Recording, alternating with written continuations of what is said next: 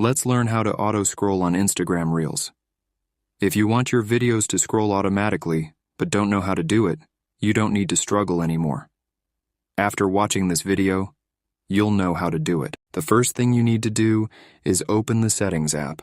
Once you've opened Settings, you'll be on a page with many options. On that page, you need to scroll down a bit, and after scrolling, you need to click on the Accessibility option. Once you've clicked on it, a page with several options will open. On that page, you need to click on the Voice Control option. When you've clicked on that option, a page will open where you need to turn on the Voice Control option.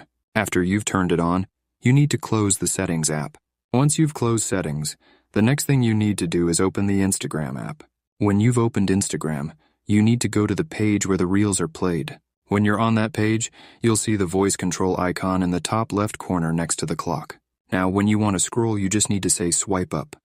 It will scroll to the next reel, and that's it. That was the tutorial on how to auto-scroll on Instagram. So thanks for watching. See you in the next video.